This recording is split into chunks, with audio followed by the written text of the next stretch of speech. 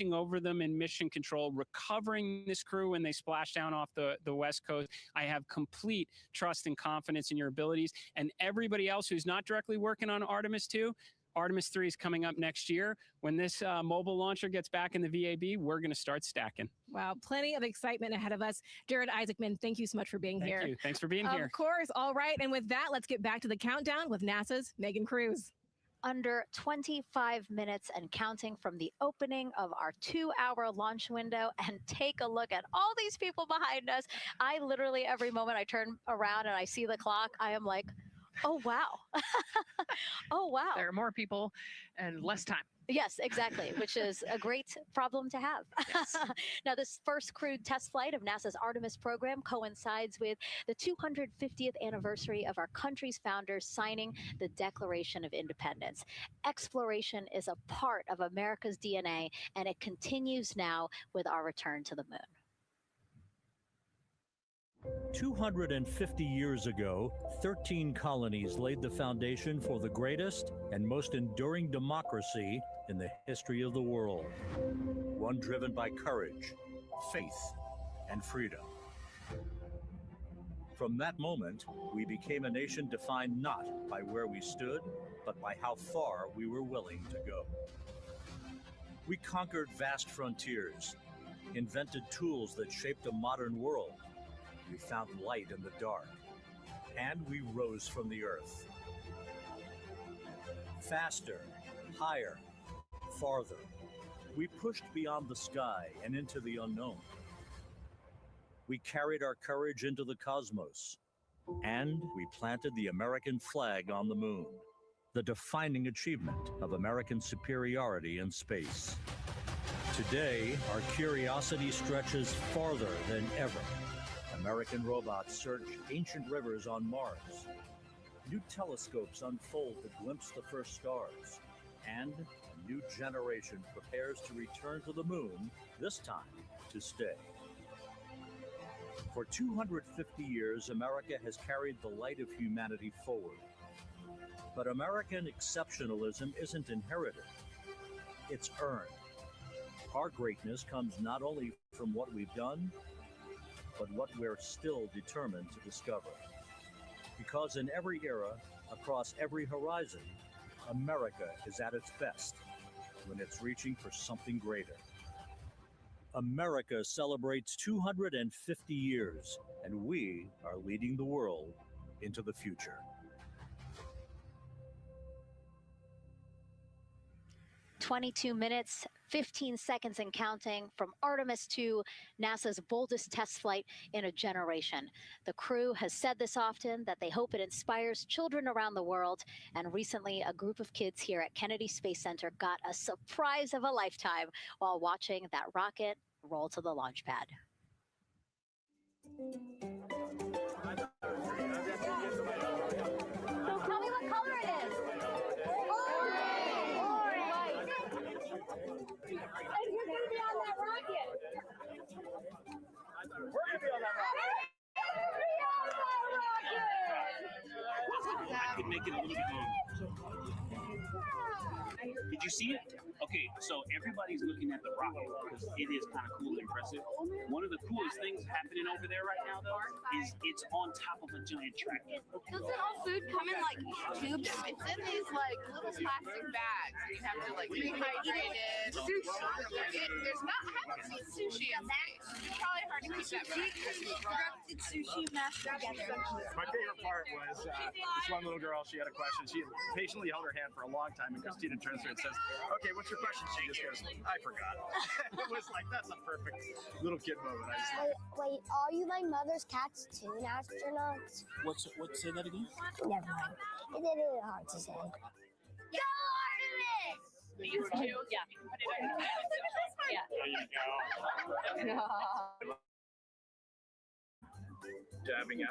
It's just so fun to see the enthusiasm, the energy, and a little bit of chaos. 3, 2, 1. Wasn't that so cute? I love kids and their excitement and, even just being real. Like, I don't remember what I was I know, gonna he ask. goes, but I'm glad you're here.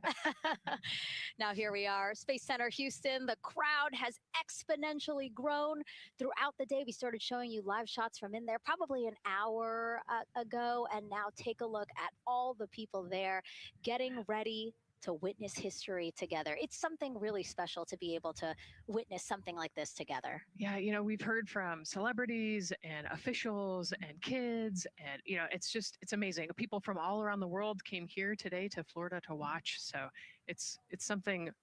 It's hard to put into words just how much support for this mission we're seeing today. And great news too. Remember, the team was tracking an issue with the launch abort system battery. They appear to have cleared that issue. So we are go for launch. Yes, it's exciting.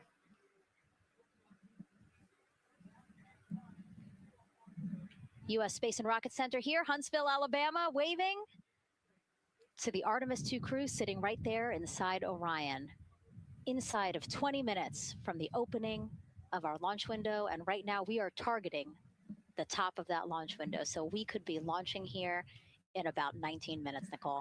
Wow, I don't know if I expected this today. I'm excited, and I'm glad they were able to clear the problem with the battery on the LAS, and everything has gone really smoothly today. It's been great. The weather cleared up.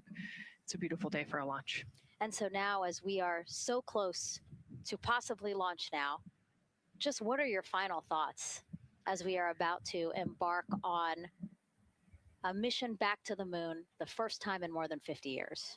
Yeah, just so proud of the crew and all of the teams here on the ground that made this happen. They are carrying the torch from the Apollo era into the Artemis era. And, as the crew likes to say, they want to be the shoulders that the next generation. And let's see, JLS, can you help us with that, please?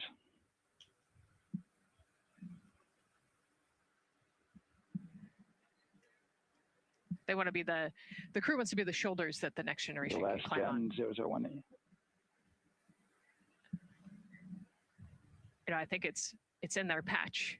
We're going for all. It's in the name of their capsule, integrity, representing humility and the professionalism of everyone that got them there today. So proud of them. We love them. We're excited for them. And we cannot wait to see what they see. Just leveraging everything we've learned so far as an agency, taking us from Apollo now to the launch pad here, 39B, with Orion and SLS poised to again fly us into the history books. And before we leave you now here at the host desk to get back into operations, we just wanted to answer one question for you guys. We asked you earlier on today, what are you most excited for? And we asked you to go vote on Instagram and Twitch. Instagram, you guys said launch. Twitch, you guys said lunar flyby. So I think you guys will all be very excited since we are now about 17 minutes from the opening of our launch window today. And so with that, as we approach terminal count, let's send it back to Daryl Nail in firing room 1. Daryl. All right, thank you, Megan and Nicole. And just want to give you an update on the launch abort system that you just reported that they cleared. They believe, they're convinced this is an instrumentation failure. So there are 2 batteries on the LAS. The LAS, of course, and with the help of my 2-year-old son's model rocket, Daniel said I could use this, so it's okay. The LAS is right here. It's the tower above Orion. Orion capsule is inside of here. It's used to pull Orion off the rocket in case the rocket something's going on with the rocket, either on the pad or in flight. 2 batteries are bad. Well, I'm sorry, one of the 2 batteries reported an out-of-family temperature, and it was very much out of family. And so they checked their data going back into the vehicle assembly building where they recharged the batteries and worked on them. And they have good, solid data, they reported, that tells them that this is an instrumentation failure, that there's something wrong with the sensor. And so they took it before the mission management team, which has to accept the risk, any changes to launch commit criteria. criteria, which this would be one, and they all fully accepted it. So now we are clear as far as that constraint is concerned. And one quick thing as we count down now, we are getting into the final minutes before liftoff. There's a 2-hour window. We haven't quite set the T0 yet, but this is a list of the cutouts. There are 150 cutouts that are included for this 2-hour launch window. And that's important. They're in very small print. That's important because there's basically 16 minutes inside this window that they cannot launch. And these are because of small things flying in orbit. There's a lot more things in orbit than there were back in Artemis 1 when we had 35 to 40 cutouts. For that reason, because of these 156 cutouts, they're going to be managing the launch window as we go forward. So they may have to wait out one of these cutouts. They range in time between 2 seconds to 23 seconds, but you'll hear the NASA test director talk through that. We're getting ready to merge that loop from NASA test director Jeff Spaulding.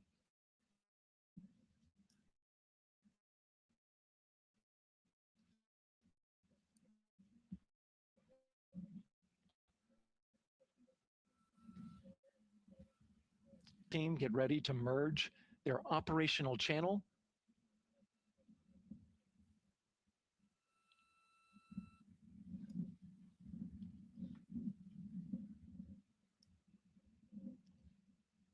We're now entering one of the most consequential phases of launch day, and that's terminal count, the final 10 minutes. And OTC, NTD, N212 for comm check?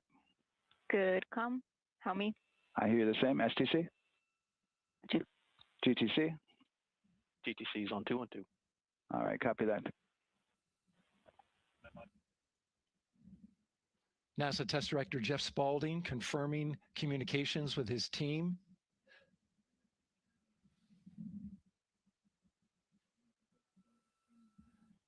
There will be 2 polls that we'll hear. One from Spaulding, the NASA Test Director, confirming the ground systems and the launch team are ready to proceed. At this point, we have a clear board, no constraints, but we need confirmation from each individual on the NASA Test Director team. So we'll hear him poll his team. The other poll that we're waiting for is the poll from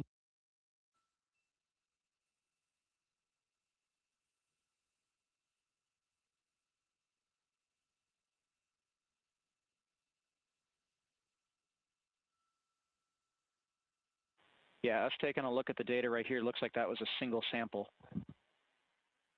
Yeah, copy that. RFTS does report that they also lost lock for about 5 seconds. So I would love to ask KUS and see if they also lost lock with the vehicle for any extended amount of period.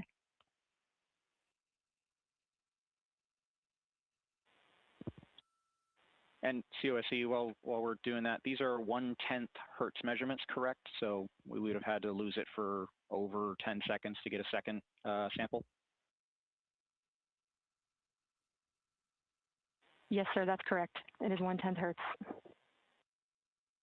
Yeah, so from our perspective, the allowance is effectively up to 30 seconds, up to 3 samples based on the 1/10 hertz. This is not an LCC violation, I believe. Yes, sir, I would agree with that at this point. Copy that. We're checking with KUS on 232. I don't think they have 212 access. We're trying to verify, but it sounds like they have a loss of lock as well. About 2 seconds. Okay. And I guess for both KUS and COSE, do we have lock now? That's affirmed. We do have lock for COSE.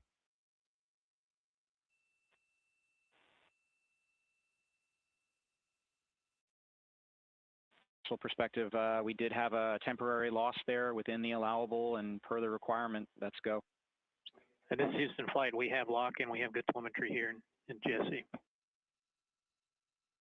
And KUS is reported to they have good lock now.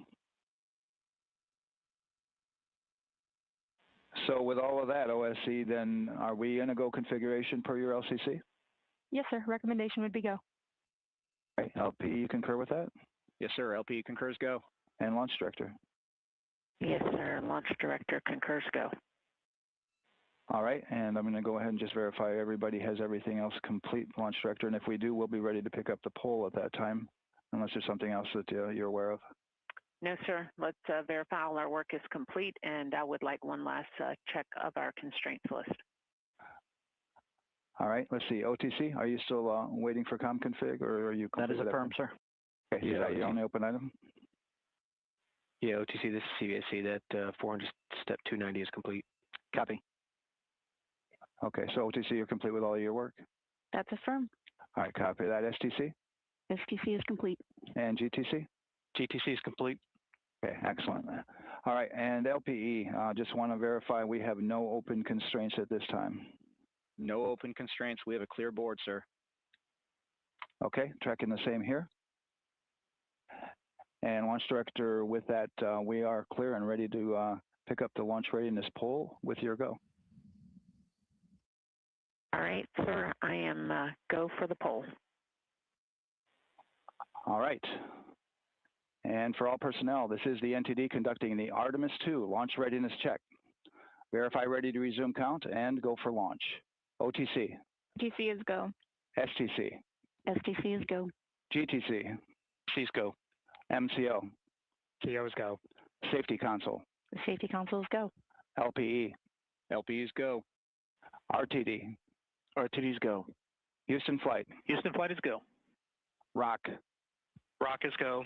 And CDR. Cruise go. Copy that. Thank you, Reed. And Launch Director NTD, our launch team is ready to proceed at this time.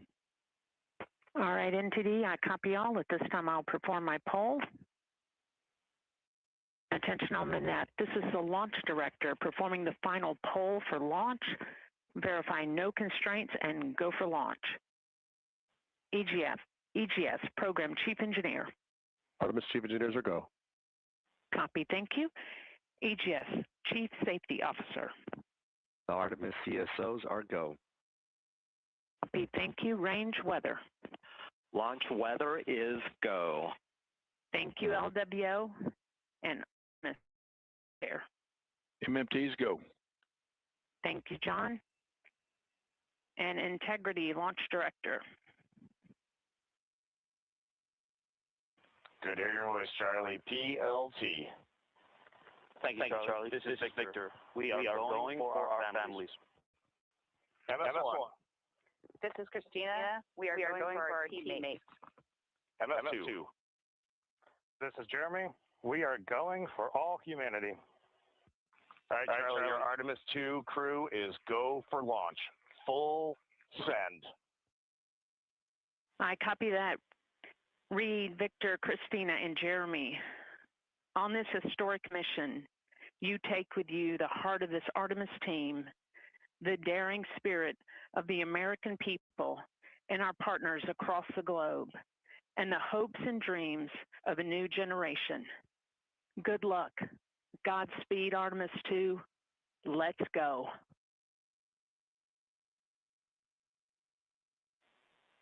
And NTD Launch Director. Go ahead, Launch Director. Yes, sir. You have a go to proceed with countdown. Copy that. I'll put it in work. CDR NTD. Go. Gear risers and initiate short purge per your EPROC 10.1.1, steps 8 and 9. 10.1.1, 8 and 9 going to work. Copy. CVSC NTD, start and verify recordings of our Orion cameras. Copy. Okay, well, there you heard it. RSR NTD. RSR. They're getting ready to start terminal count. arm rotation enable at this time, please. It's currently at T-minus 10 minutes. Once we wrap up this last bit of work, SNA arm rotation enable complete. we're going to start that clock. Copy that. Thank you. Integrity crew, close and lock visors.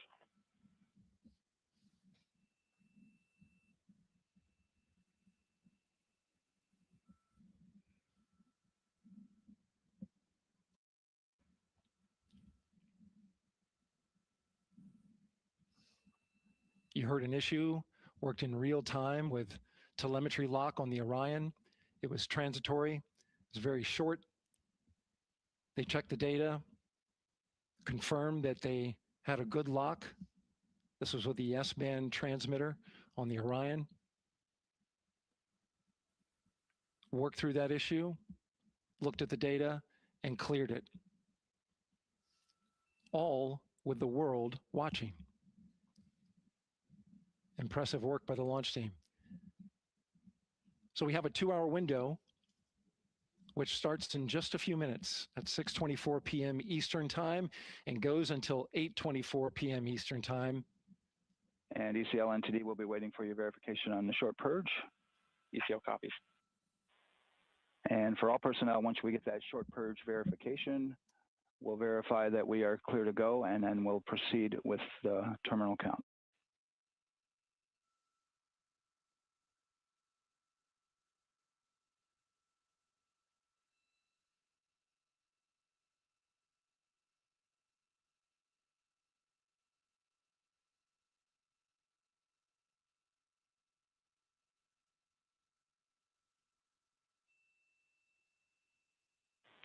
ECL time estimate? About a minute. Copy.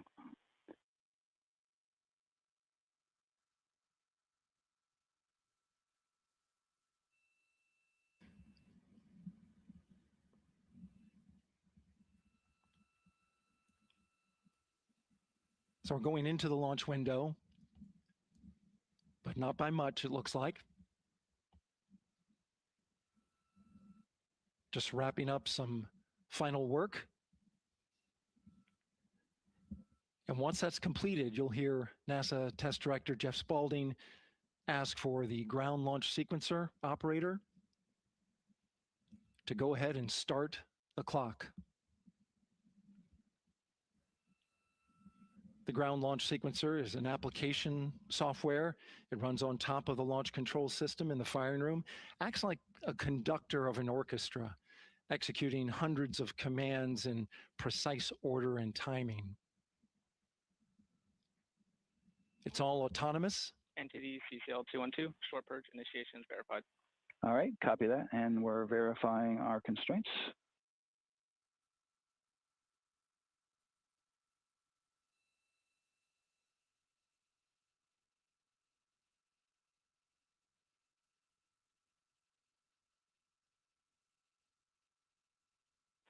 All right, and we're clear from cutouts.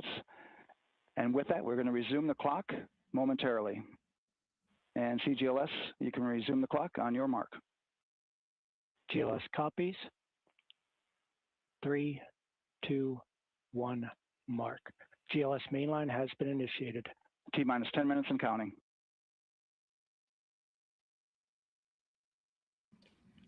And that begins terminal count. Our new T0 is 6:35 p.m. Eastern Time.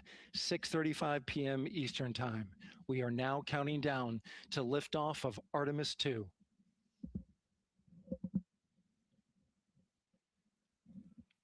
From now on, you're going to hear two voices on the loops. If everything goes nominally, NASA Test Director Jeff Spaulding, who's directly managing the launch team, and Alex Bendelos, the GLS operator who closely monitors the software. He has the ability to stop and restart the countdown.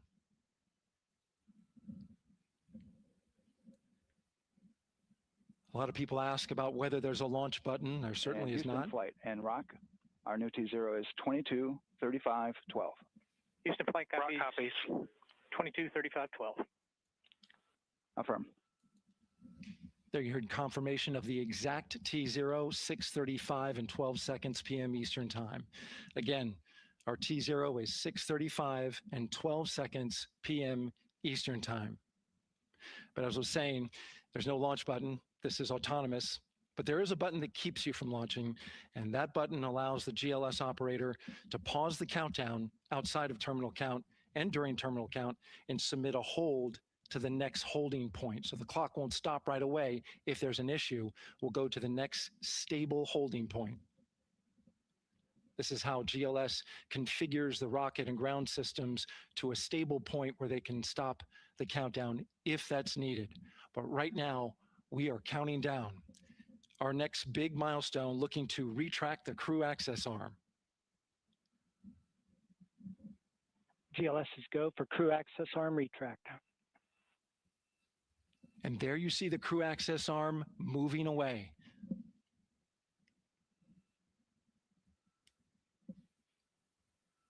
That's the path that the astronauts took to ingress into the rocket.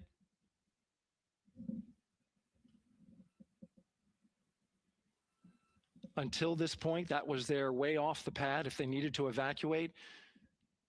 But now with that arm retracting, the backup transitions to a launch abort system, and they'll begin arming that shortly.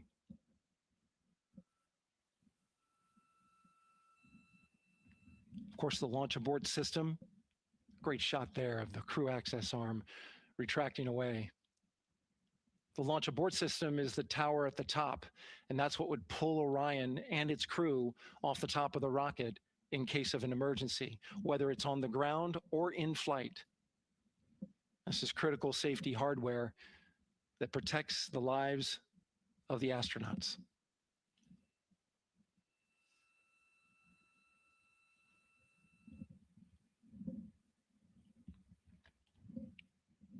Starting at T-minus 6 minutes, the GLS will start bringing that and other high energy systems online, starting with core stage pressurization.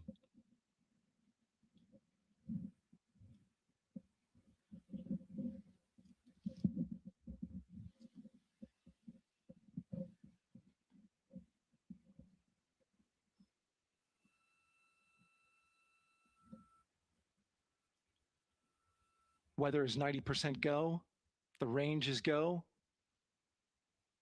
all systems are go.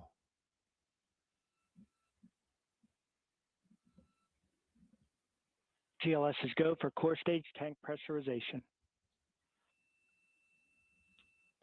That means the replenish valve for the liquid hydrogen tank has now closed, and that tank is beginning to pressurize to flight levels because that hydrogen is naturally boiling inside the tank.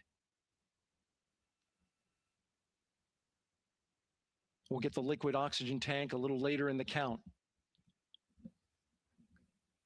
Now the team is waiting for verification that, if needed, the Artemis II crew could use the launch abort system to pull Orion safely off the top of the rocket in an emergency. Let's listen in for that call. GLS verifies last capability available. And CDR, do you copy? CDR copies, last available. That's great news, and you heard the NTD verify that with the commander of the mission. GLS is go for FTS arm. Now work is being done to arm the flight termination system.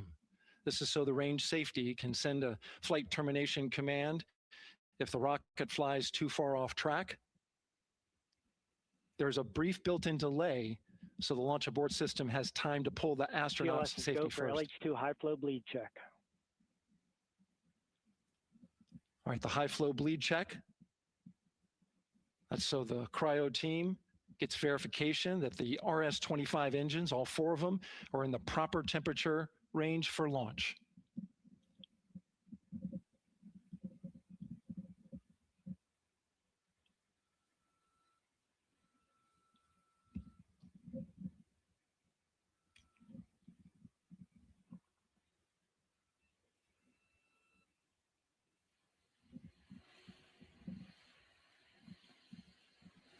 GLS is go for core stage APU start. Core stage APUs start. Those are auxiliary power units, high-speed turbines, which provide pressure to hydraulic pumps that steer the RS-25 engines. We're going to see a gimbal test a little later at T-minus 2 minutes and 30 seconds. This is what allows that to happen.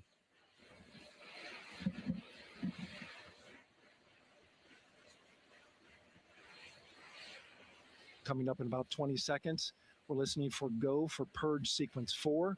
That's a helium purge of the 4 core stage engines downstream of the propellant valve. This gets all the air and moisture out of there.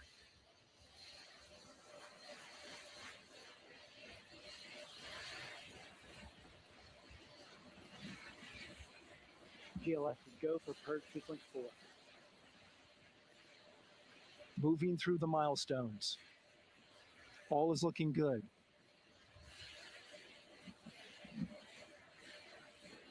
Coming up in just a few seconds, we're going to get that thrust vector control actuator test.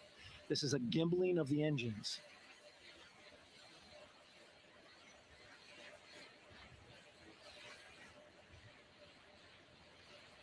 There are the 4 RS-25s, 3 of them Shuttle Heritage, 1 of them built from Shuttle parts.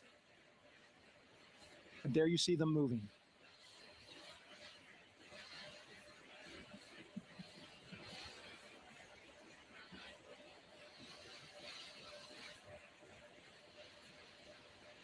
Now we're going to start moving the power from both the upper stage and the lower stage of the rocket to internal, taking ground power away and now going to battery power. GLS is go for upper stage to internal power.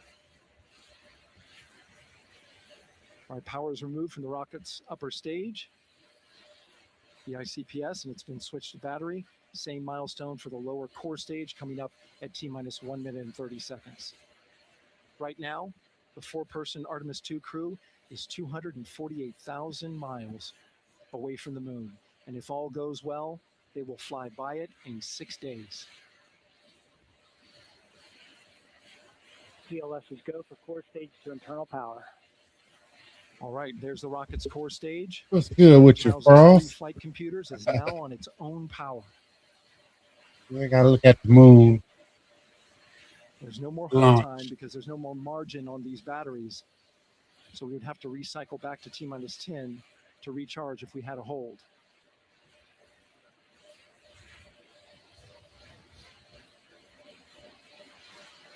One minute.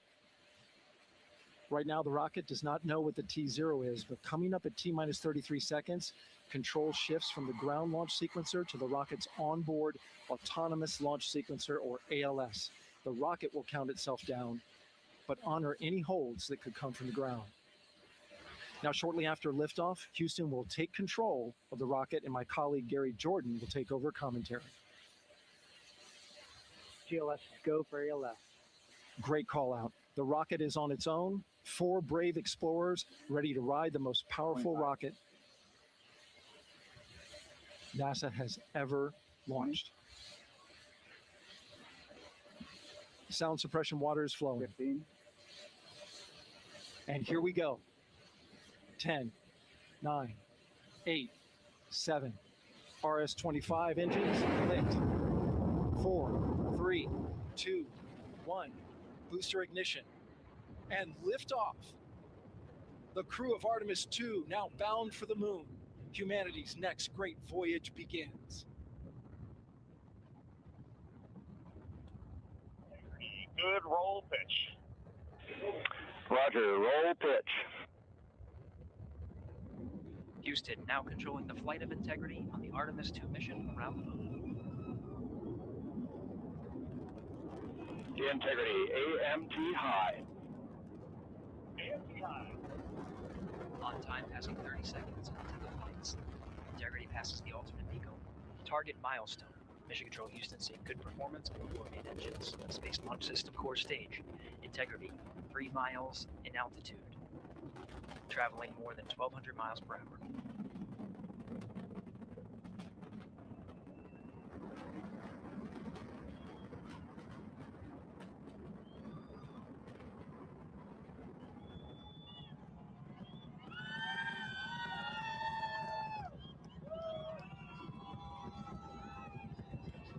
Mission elapsed time, passing 1 minute, approaching max Q. On, Ponce de Leon. Stan, we have you loud and clear on Ponce de Leon. Have you the same? Communication signal transfer confirmed as Integrity and its crew go supersonic. Approaching 90 seconds into the Artemis II mission. Integrity is 14 miles in altitude, 8 miles downrange, traveling more than 2,600 miles per hour.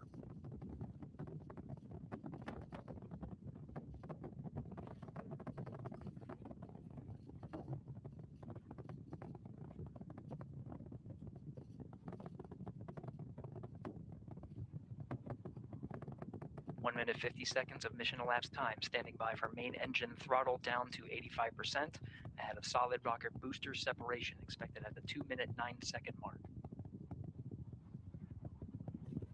We see throttle down.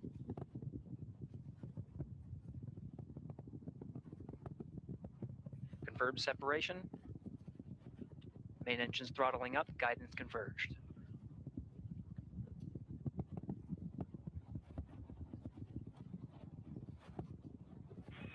Integrity, guidance converged, performance nominal, upper stage RCS ready. Copy all, Stan.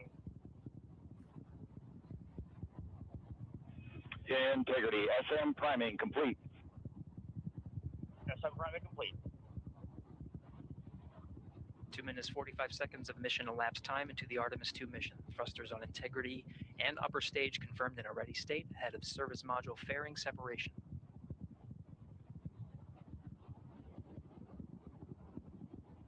Three minutes into the flight. Integrity 49 miles in altitude, 78 miles downrange, now passing 5,000 miles per hour.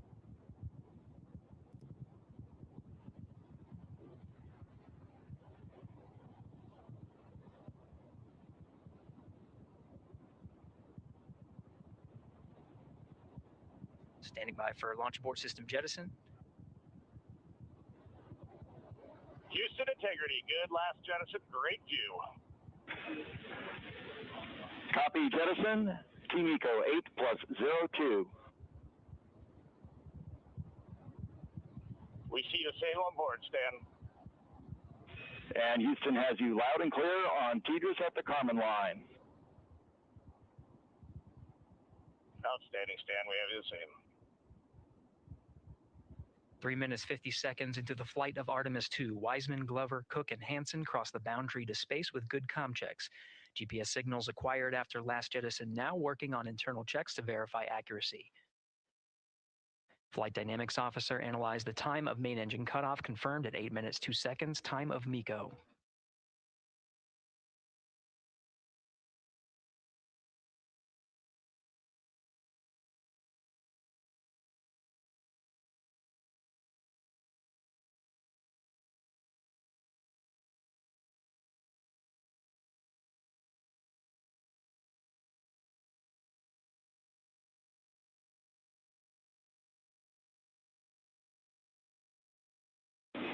Integrity, GPS processing.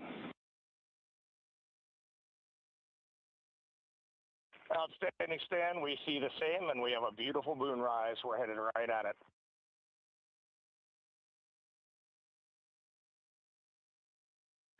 Approaching 5 minutes into the flight, Commander Reed Wiseman confirms he has visuals of his destination. GPS guidance, navigation, and control software finishes internal checks and sends to navigation channels. Integrity, 3 engine press. 3 engine press. On time, now passing 5 minutes 20 seconds of mission elapsed time into the Artemis II mission. At this point, 3 good main engines are all that's needed to carry Integrity to a nominal main engine cutoff target. Though at this time, we're seeing 4 good engines here in Mission Control Houston. Integrity, 75 miles in altitude, 330 miles downrange, approaching 10,000 miles per hour.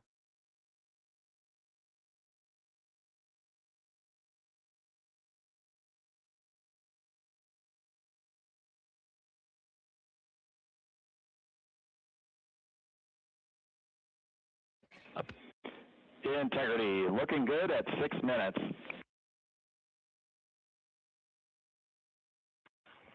Same on board, Stan. Good trajectory and engine performance. Booster off. Good trajectory and engine performance. Booster officer will soon report the shutdown plan to Flight Director Judd Friedling, expected at the 7-minute mark. Integrity, 78 miles in altitude, 460 miles downrange. Integrity, expect nominal shutdown. Integrity copies nominal shutdown.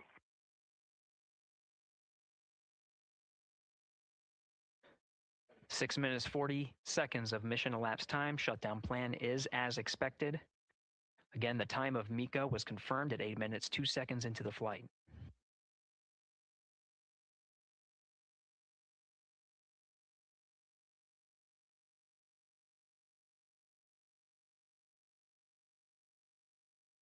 Seven minutes of mission elapsed time. Throttling down as we approach the abort once around option. Milestone at the 7 minute 30 second mark. Now 84 miles in altitude, 650 miles downrange, traveling more than 15,000 miles per hour. Integrity, AOA open. AOA open. The window is now open for an abort once around option that would target splashdown in the Pacific Ocean. Still following nominal ascent at this time.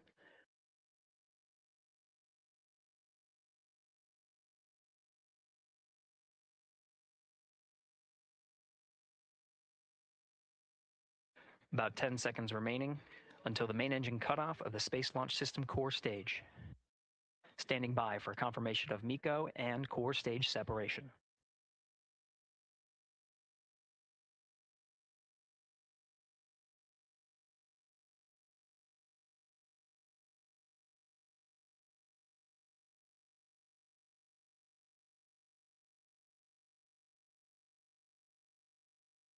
Integrity and nominal MECO, core stage separated.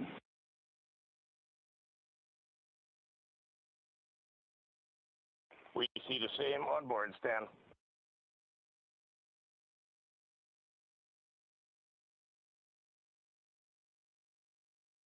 Eight minutes 40 seconds into the flight, we have a nominal main engine cutoff heading in the right trajectory on the way to swing around the moon. Core stage has separated, done its job. The Space Launch System upper stage, the interim cryogenic propulsion stage, or ICPS, still attached to the Orion spacecraft.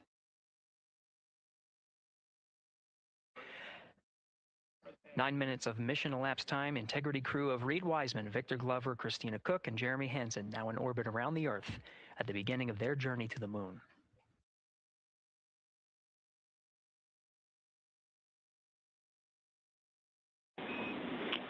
Integrity Houston, looking ahead to PRM numbers so far per the pad.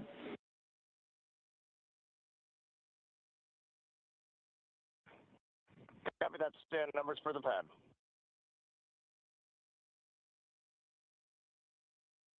Capcom Stan Loves now reminding the crew that the perigee raise maneuver time of ignition is as expected prior to booster ignition. That time being 49 minutes, 50 seconds of mission elapsed time.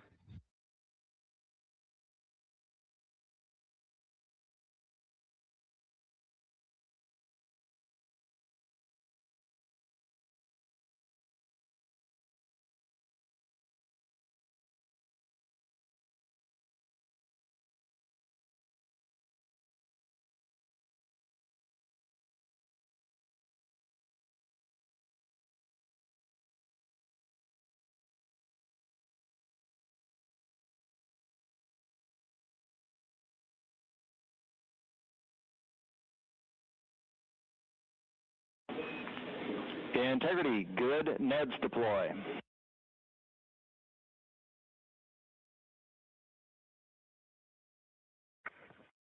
Copy that, Stan. Good, Neds.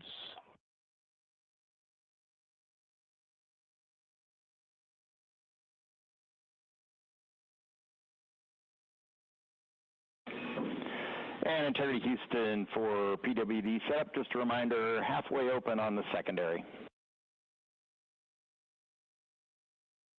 We copy that, Stan. Halfway open.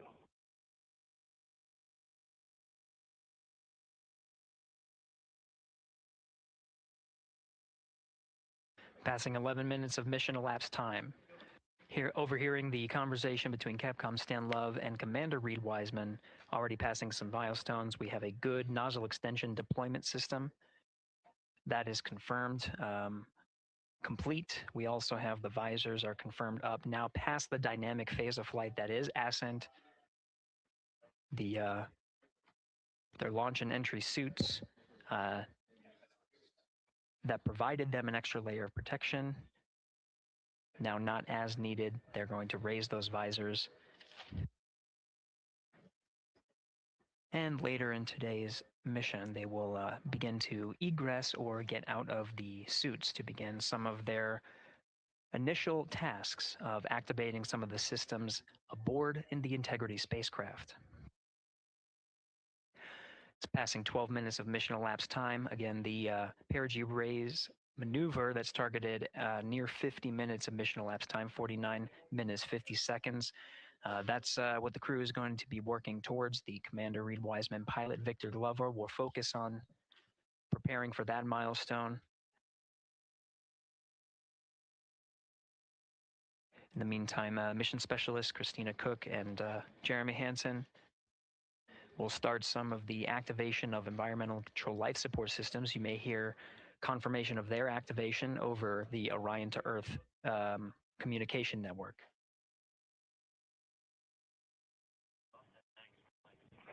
Houston, C3 aux power back in auto. Copy C3 aux, and we're 2 minutes to maneuver.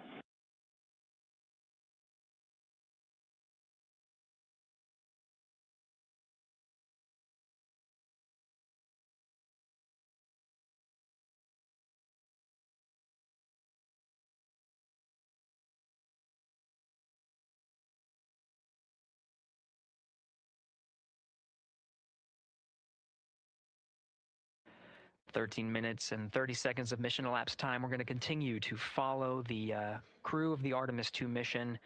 They are beginning their journey around the moon to verify the systems that will take us to its surface. An incredible ascent. Artemis II is underway. Reed Wiseman, Victor Glover, Christina Cook, and Jeremy Hansen begin their journey to the moon. Still milestones to come up as we await solar array deploy and the critical burns that will get Integrity into high Earth orbit around the Earth before engines are fired to get us around the moon. We'll keep tabs on Integrity and its crew from here in Mission Control Houston. But for now, we're going to send it back to you, Megan and Nicole at the Kennedy Space Center. Very jealous to hear how the launch experience was over on the Space Coast.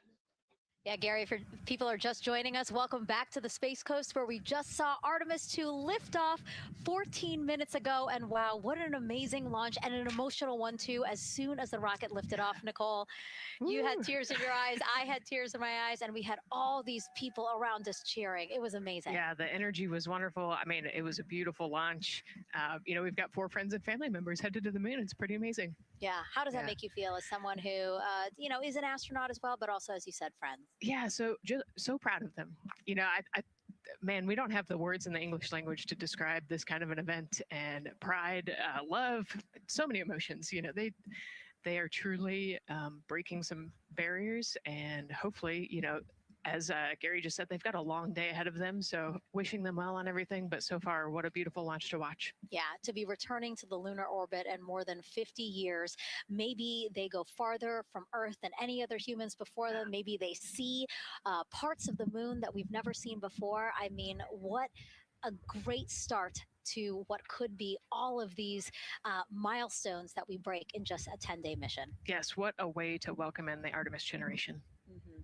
Yeah, how do you feel? I mean, we saw some beautiful shots we were covering of course, the rocket, of course, the Earth falling away as we continued up into our ascents, but also some of those crowd shots where we saw young and old, just emotional, overcome by this history-making moment. Man, we are going back to the moon for all, and we saw that today. We saw that in all the crowds. And yeah, you guys just saw that view, the sunrise or sunset, I guess. They just made it over the crest of the Earth, and you could see the sun peeking over. One of my favorite views from space. And I can't imagine what they're looking at now, and I can't wait to see what they're looking at in about 5 or 6 days. Yeah, and you know, I know a lot of people are like, you know what, I'm surprised this launched on the first try, because we know, like any little thing, we have to be keeping safety in mind, and we want to make sure we're ready to go. But we were ready to go, and I think it surprised a lot of people. What a wonderful surprise on this Wednesday evening. It did, you know, and it kind of surprised me as well. But you know, it's just a testament to the team here that has been working so hard on Artemis. You know, Artemis 1, we learned a ton of lessons. We learned a ton from the wet dress for Artemis 2, we were able to go in, fix those things. We even had a couple mishaps today, not mishaps, but a couple, anomalies today that the team creatively came up with solutions for. It's just a testament to the teamwork that gets us to the moon.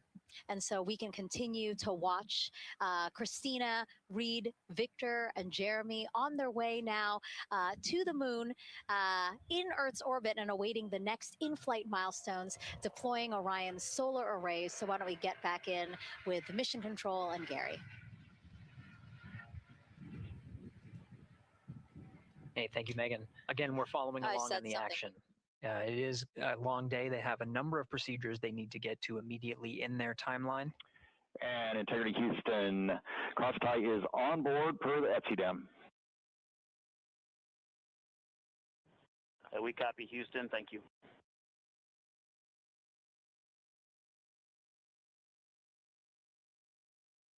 Crosstie referring to flight controllers here initiating a connection between some of the batteries aboard the Orion spacecraft, allowing for an even distribution of power. This is the flight control teams that took us through ascent of the Artemis II mission today. Right now we're, as you see, passing 18 minutes of mission elapsed time. The Orion spacecraft integrity and the interim cryogenic propulsion system are maneuvering tail to sun. It is in this orientation, this attitude. Integrity any words on that momentary prop caution?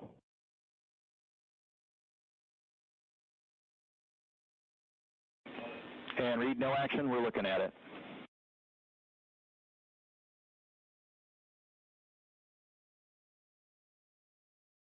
Commander Reed Wiseman verifying what is being routed to his displays aboard Integrity. Propulsion engineer confirming that no action is needed at this time. They're pressing through with their nominal procedures to prepare for the perigee raise maneuver. And of course, the solar array wing deploy ahead of that. The solar wing deploy is a critical milestone. We'll continue to have our coverage follow the mission until that deployment. Successful launch is just the beginning. The deployment of the solar arrays and successful confirmation that those solar array wings are drawing power is a significant milestone and says to the flight control teams that we will continue on today's mission. Power needs to be drawn to continue through some of the next milestones. Until then, the AOA open option that was called up upon ascent, the abort once around, is the current option, and the abort to orbit option ATO will be switched to a preferred mode at the time that the solar array wings are deployed and latched. It gives the flight control teams a little bit more flexibility. Yeah, Integrity Houston, update on TDRS handover for your pad.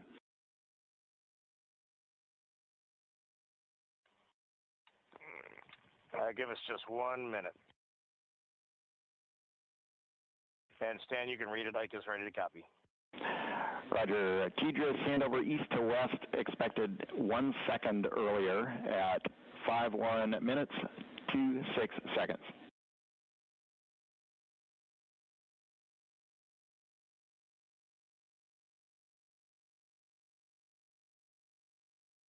Hi, Stan. We copy 1 second earlier for 5126 TDRS east to west, and saws are starting to deploy. Thermal knives are firing. We concur. Thanks for the report.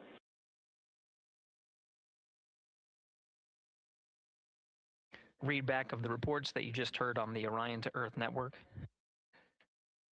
Integrity has maneuvered tail to sun. The RL-10 nozzle on the end of the ICPS is pointed towards the sun, and the solar array deployment sequence has begun. With the deployment confirmed, it'll be several minutes until they are what is called in a latched position. Once they are latched and confirmed to be drawing power, they can switch the mode to ATO and continue along the mission. The teacher's handover at the pad, that message meant the crew was provided some preliminary numbers of when to expect handovers between the tracking and data relay satellites. Currently orbiting Earth at an altitude of 545 statute miles above the Earth, they are in a near-Earth network communication system. The tracking and data relay satellites, geosynchronous satellites that are stationed about 23,000 miles above the Earth. After the Apogee-Rays burn that occurs later today, the burn itself will put them in an altitude that surpasses the range of the tracking and data relay satellites, and they will transition to the deep space network today. And Integrity, for prop messages, we see 2 temperature measurements right near the line. It's that momentary message you saw earlier. We're going to suppress those. It's CM helium heater 2 T1 and heater 1 T1. They're going suppressed. Integrity, thank you. We see the same.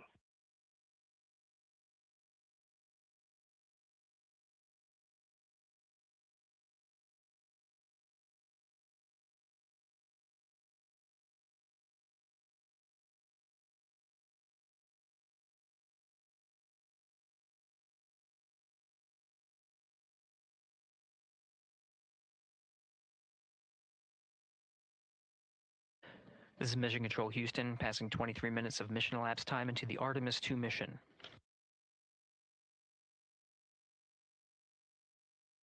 This is after a launch that began at 5:35 and 12 seconds Central Time, 6:35 and 12 seconds PM Eastern Time. Right now, the orientation you're seeing from our aero visualization that translates some of the telemetry that we're getting from the spacecraft and puts it into a model so you can follow along on some of the milestones that we are following here. The RL-10 nozzle that you see at the left end of your screen, though it is currently not firing, that nozzle is pointed towards the sun, and the solar arrays are currently deploying. From this visualization, they look fully stowed in a position. Integrity, we are happy to report the burn of the ICPS engine, the Apogee-Rays maneuver. Integrity Houston, we see 4 saws deployed and latched, ready for ATO preferred. Yeah, we're almost there in the procedure stand, and we see the same thing. And Integrity Houston, we are seeing a 7-second miscompare between the MET on Orion and ICPS. We'd like you to read us the MET from your center status bar and for the ICPS on StackSum.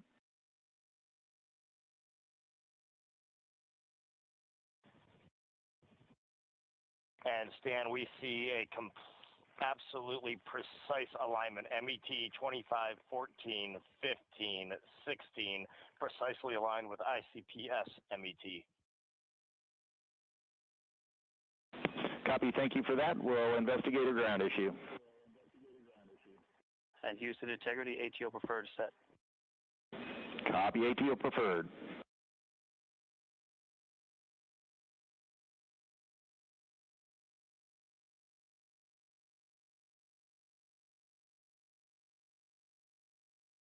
This is Mission Control Houston, 25 minutes, 45 seconds into the flight of Artemis II.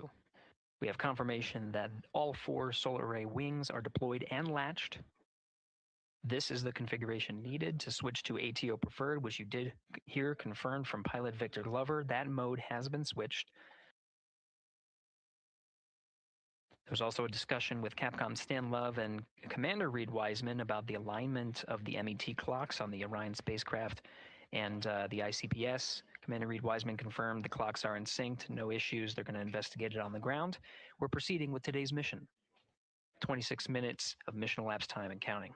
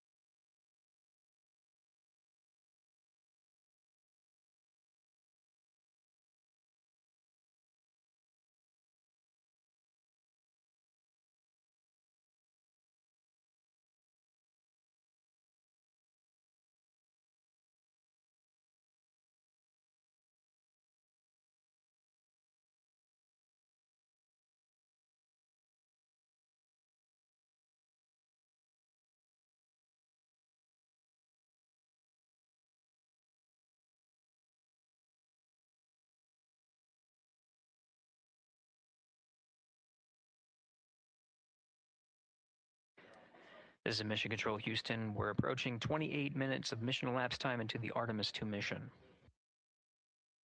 At this point, we've had a successful liftoff from the pad at 5:35 p.m. and 12 seconds p.m. Central Time, 6:35 and 12 seconds p.m. Eastern Time. We've had a good main engine cutoff, core stage separation, and a good trajectory to begin today's mission. Right now, the spacecraft has maneuvered tail to sun. We're standing by for another maneuver to maneuver into the burn attitude.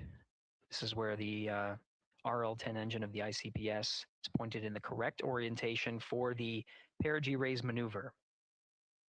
We did hear confirmation that the perigee raise maneuver time of ignition has been confirmed per the pad, which means it was the predicted time prior to liftoff. Integrity for GNC, we're taking channel 1 to unfiltered and to BFS.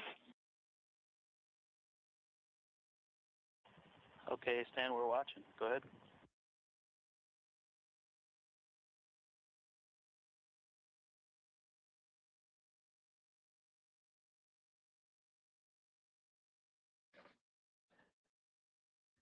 Capcom Stan Love reading up to the crew of Integrity. They will switch the navigation source from channel 1, standing by for confirmation that that switch has occurred. Pilot Victor Glover will receive confirmation when, and as at least watching to confirm that that switch has occurred. Again, the perigee raise maneuver that we're heading towards, not too long from now, we're actually inside 20 minutes at this time from the time of ignition of the perigee raise maneuver. We did have a successful deployment and launched of all 4 solar array wings. This is the configuration needed to commit to the perigee raise maneuver. Of course, flight controllers here in Mission Control Houston will continue to evaluate that everything is good before committing to that burn. The perigee raise maneuver does raise the perigee, the lowest point in the orbit, from 15 to 100 nautical miles. The 100 nautical mile mark is needed to continue in low Earth orbit and hit the target for the apogee raise burn. That will put them in a high Earth orbit for the remainder of the day and set them up for the right position to execute the translunar injection and head to the moon tomorrow. The burn duration of the perigee raise maneuver is 26 seconds. A relatively short burn, but it does raise the perigee and do the job to get into the correct position before firing that main engine on the ICPS. The pad had a TDRS handover. This is the tracking and data relay satellites. East to west, they are geosynchronous satellites that are positioned around the globe. And as Orion makes its way around the Earth right now, above the west coast of Africa, at an altitude of about 923 statute miles and counting.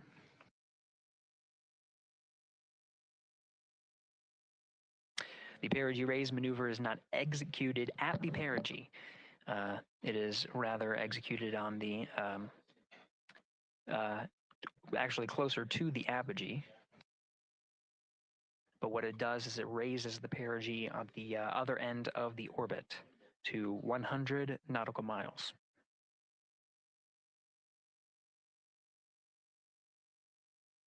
The 26-second duration burn does not conflict with the time that they've reported of the tracking and data relay satellite handover from TDRS east to west. Again, geosynchronous satellites that are used not only by Integrity today, but the International Space Station as well.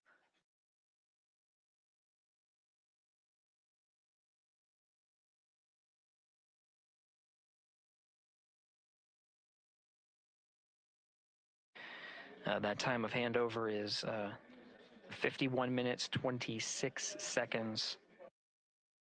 Plenty of margin before the perigee raise maneuver cutoff happens, and the trajectory is analyzed to see whether it was a good burn Good burn means that the burn was performed as expected and sets the trajectory on course for that 100 nautical mile perigee target mark.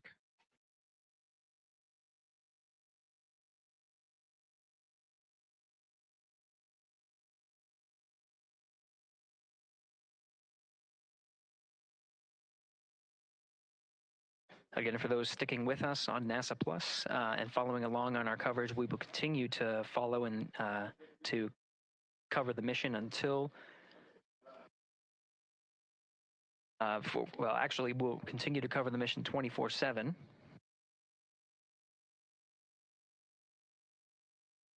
But we'll wrap up our coverage here shortly.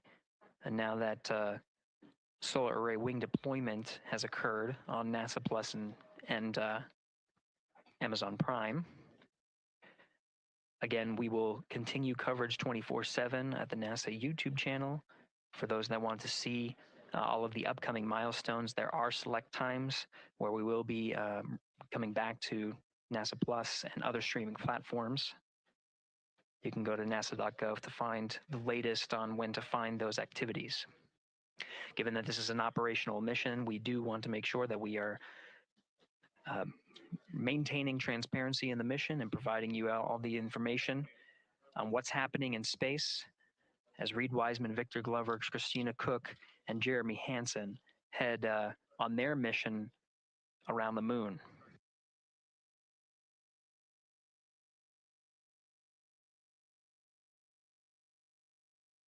Inside Integrity at this time, again, the solar array wings have deployed. The Integrity is maneuvering to its burn attitude ahead of the execution of the perigee raise maneuver. Overseeing these steps is primarily done by Commander Reed Wiseman and pilot Victor Glover. Mission specialists Christina Cook and Jeremy Hansen focusing on some of the system activation inside of Orion, namely the environmental and control and life support systems. The activation and checkout of some of these critical systems are very important to continuing on the mission, making sure that those systems are in a good condition and in a reliable condition to provide the necessary environmental and control needs of the crew with humans on board through the duration of the mission that extends 10 flight days.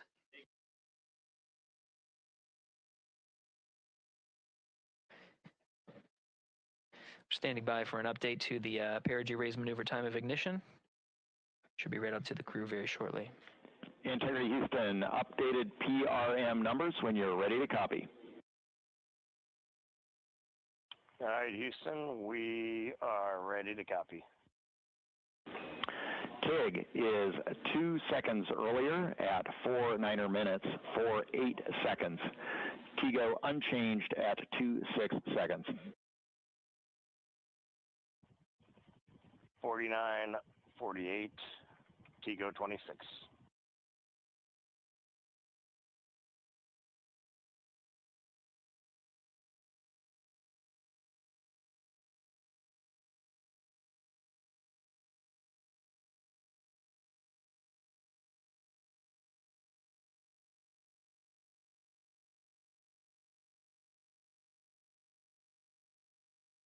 This is Mission Control Houston. With that update, we are approaching a little more than 13 minutes from the time of ignition of the perigee raise maneuver. That time updated to be 2 seconds earlier was 49 minutes, 50 seconds of mission elapsed time.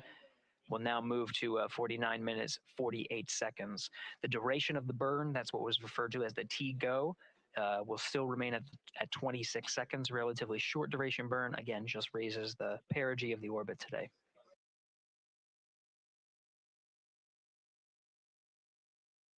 Making sure they hit the mark on that time of ignition is the primary concern of Commander Reed Wiseman and pilot Victor Glover.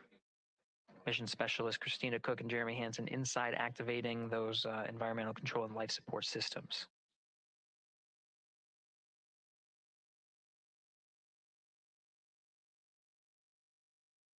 At this time, all 4 crew members are wearing the launch and entry suits. Integrity Houston, for Optimus on the PCD, we have time update instructions when you're ready.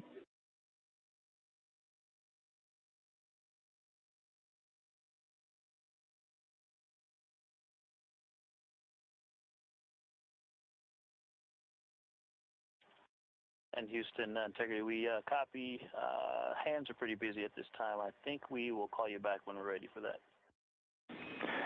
All right, that one is not urgent. 2 minutes to maneuver to PRM attitude.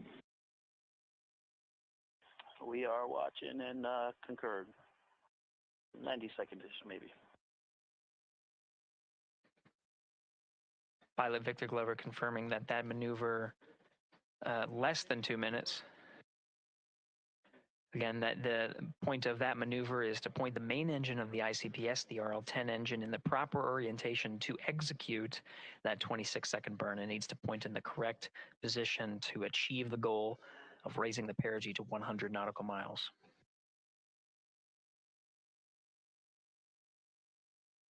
You heard some of the environmental control system activations over Orion to Earth. Jeremy Hansen activated the O2 sensors. They'll be measuring the cabin of Orion.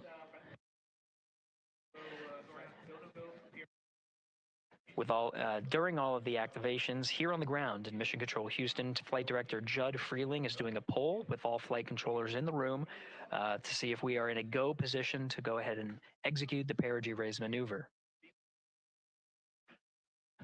Once concluded, Stan Love will report it back up to the crew, and we'll stand by for that.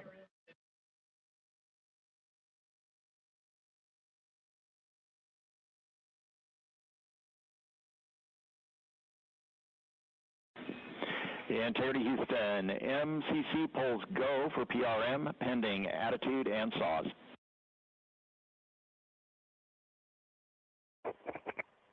Hey, we copy. MCC is go. Maneuver starting.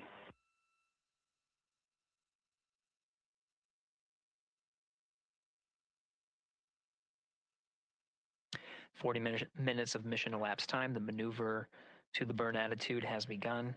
The maneuver also is paired with reorientation of the solar array wings that have been deployed. They will have various positions throughout the duration of the flight. Of course, solar array is meant to maximize the draw of power from the sun. So when deployed, we're in a biased solar array wing configuration that was called solar normal. This allows for the greatest surface area of the solar array wings to be drawing power and powering up those batteries of Integrity, of which a cross-tie was enabled between the four batteries, the four battery buses that are inside of Orion. However, for the perigee raise maneuver, the solar array wings will be put into a position to take on the loads imparted by the ICPS main engine when they execute the 26-second burn. You can see in the animation here, the solar array wings are in motion and the attitude is being reconfigured to point the engine in the correct direction, those solar array wings being pointed forward.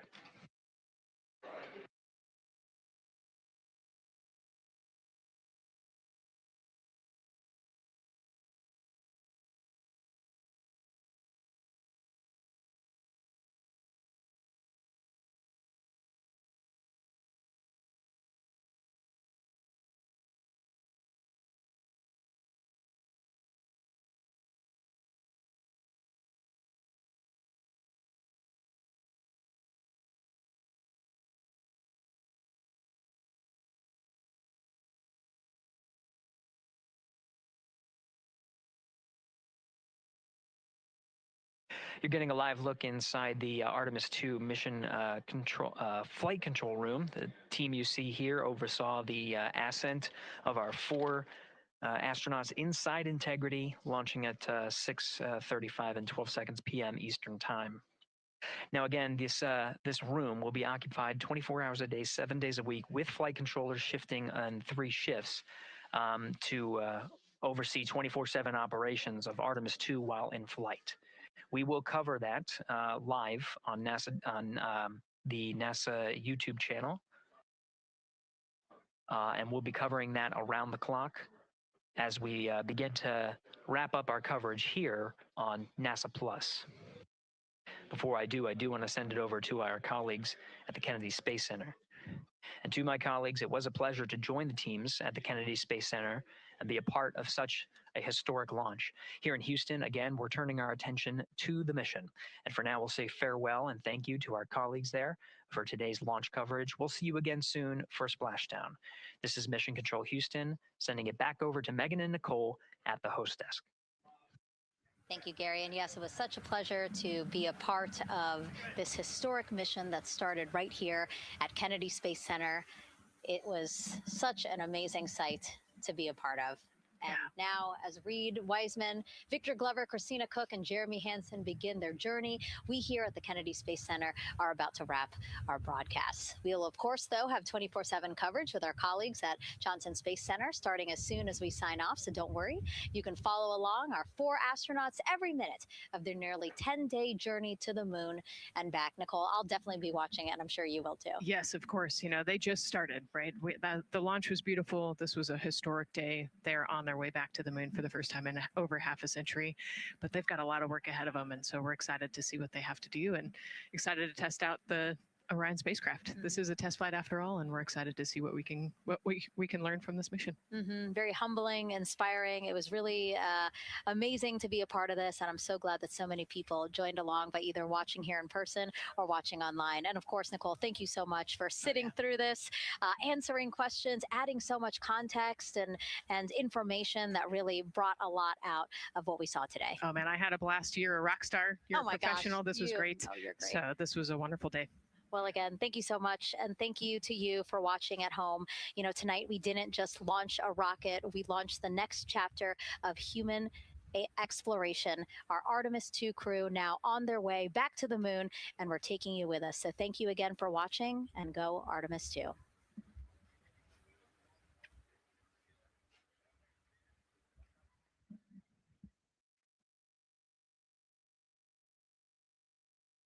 All 4 astronauts, and it appears all of them are undergoing their suit leak checks. Yes, a pre-flight tradition that we have seen with our crewed flights, the card game. The astronauts who have just left crew suit up and are now walking down a hallway. And here they are, NASA's Artemis II crew, taking their first steps outside for their historic test flight. And the 4 of them step into their Astrovan. And off they go.